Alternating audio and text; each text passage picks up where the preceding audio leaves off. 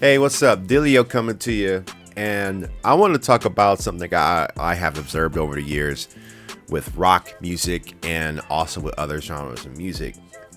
So the point is I'm making in this video, to be straight up and transparent, is that I admire how the rock and roll genre really celebrates its elders. For example, we have Ozzy Osbourne, who just passed. Of course, everybody knows that, right? But he was performing all the way up to, to the end. Let's just be real with that. He's performed all the way up to the end. And I was thinking to myself, I really like that he's able to do that. But then when I look at like hip hop music, excuse my language, hip hop music, it's a totally different thing. Now I can't say that people don't embrace the older acts in hip hop. Like, case in point, Wu-Tang had a show in Atlanta and the support and love was still there. But hip hop, or I would say trap, really has a thing where you got to stay current. You got to be hip. You got to be hot. You got to be all those different things.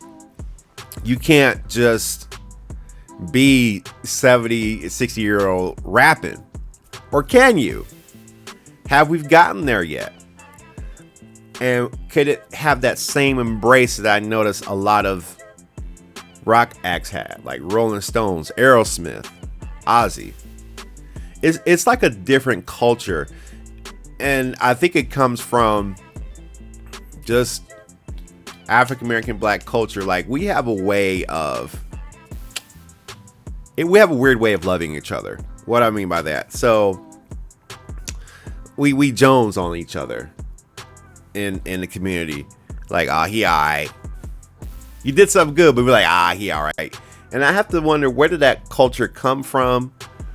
I just don't know. But and I think it helps you develop a skin too. So there is a little bit of positive that. But as far as like rock music is concerned, like they could just be up there looking old and all that. It ain't even about the image. Or maybe it is about, it just seems to be embraced differently in that culture, in that genre of music, than in hip hop. Older acts like Ozzy Osbourne, Rolling Stones, Metallica, treated like royalty, right? Now, when I think about sort of the older acts, like for instance, the embracing for Lil Wayne, like Lil Wayne's been a while, and Lil Wayne's not even the oldest hip hop act. And Lil Wayne, his last album, a lot of people didn't like it. When the question came up about Lil Wayne performing at the Super Bowl, there was like, yeah, he should, but then there also was like voices of people saying, nah, Kendrick, this is Kendrick's gear.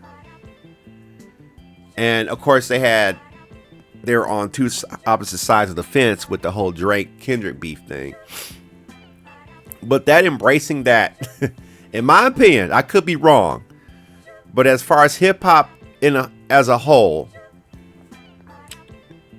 when Lil Wayne released that album, and I was just browsing reviews, and I listened to it myself, and it was standard. It was standard Lil Wayne. Most people said they didn't like it. Most people didn't say that it was any good. And I wonder, but then again, like when I think about rock music, and I'm outside looking in, so I don't know what people say about the releases of rock albums and things of that nature. But I don't know. It's like, when a fan becomes a fan of rock music, like they stay a fan no matter what. Like whatever music they put out, whatever they do, they're a fan.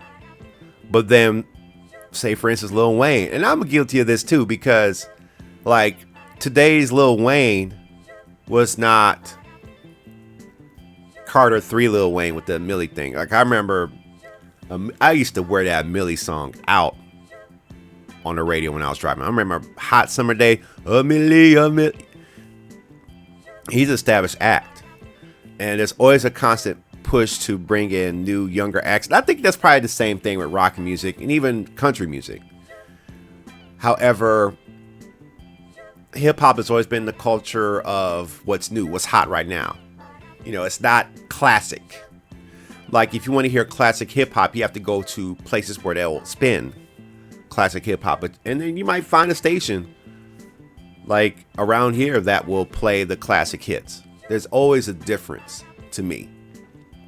And I don't think that it can not change. I don't think it's permanently that way. Or maybe hip hop is still growing. They say hip hop is a very young genre. But I also think about Andre 3000. I think the culture of hip hop is so competitive. And when you step away from it from so long, you don't feel comfortable doing the music anymore. Case in point, Andre 3000. Like, I really think that Andre 3000 has certain fears, and this is opinion, and I could be wrong, but